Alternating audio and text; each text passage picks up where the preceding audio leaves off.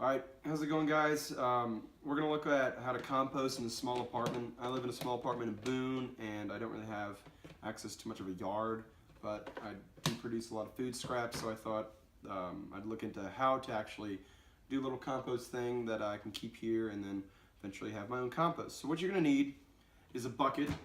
This is pretty good size, fits right under my sink, and two lids. I got one here, another over here. And you're going to want to cut some holes in the bottom of the bucket and one of the lids. The other one's going to be used as sort of a drip tray under the bottom, but I've already drilled a few holes there for ventilation. So then you're going to need a bunch of newspaper, just non-coated paper, cut into strips, a little bit of water, some food scraps, and worms. So what you're going to do first is you're going to take some newspaper and you're just going to soak them in water, and you're going to want to get them wet. And you're going to want to end up filling the bucket till about a third of the way, but you want to get it nice and filled. And when you put these in, make sure they're not dripping wet, but they are moist, you know, so don't soak them for too long. Obviously wring them out, not a bad move. Yeah, soak them, get the bottom there. May take a while.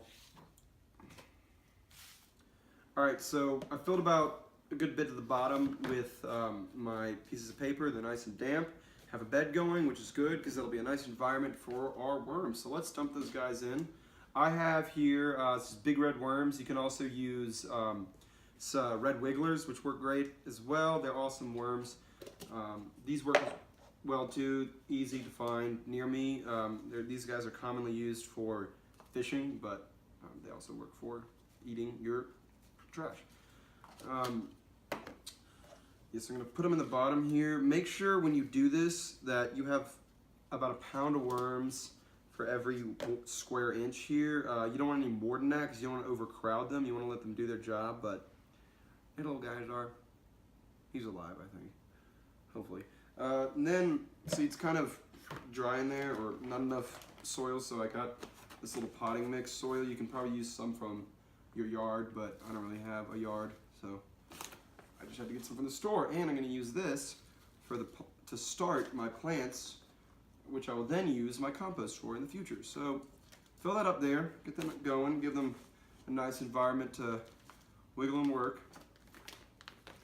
And then we're going to want to add our food scraps. So you can see on the front of the box, just to remind myself, I put a list of all the things that you can and can't compost in this smaller bin. So what I have in here is just little vegetable scraps from an avocado, some bananas, tomato slices, pieces of paper, that kind of thing. And I'm just going to pour that over there.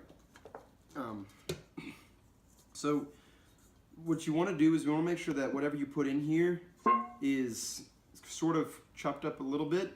I didn't do the best job of that, but in the future we know to cut them up a little bit. But every time you add them in there, you want to add some paper towels. So I had to cut up a lot more paper newspaper here, and you want to soak them a little bit again and then get it covered, you know, add them on there, and that'll get nice and great for the guys to live and work and do their job. So once you have it all set up, you've added your worms, covered it up a little bit, just pour water over this to speed up the process. You want to find a nice cool place without a lot of sunshine for them to do their job. So I'm just going to sprinkle it on, honestly. You want to find a good place. So what I'm going to do is I'm going to put this right under my sink.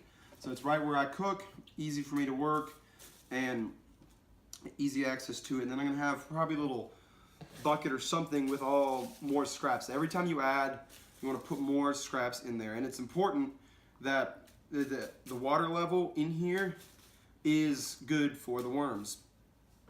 Because if there's too much water, you're going to drown your worms, and you can tell there's too much water because you'll see the worms floating on the top trying to get away from all the water because they're drowning. So you want to make sure that you don't have that much water in there, but you do want to make sure that it's a nice moist environment for them to live. And what's great about this is once you buy worms once, if you treat them right, you should never have to buy them again. These guys can live, reproduce, and keep going in this. This will be their own little aquarium, and your trash becomes their food. So it's awesome, but we want that one on there.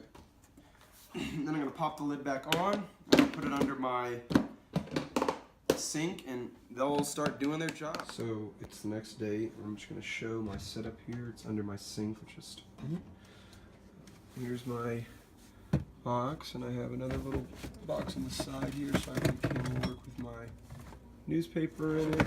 Hard to see. And here, there's the compost. My worms are doing their job, working away down in there. But as you can see, it fits perfectly under my sink. Easy for when I finish cooking, I can just throw things away.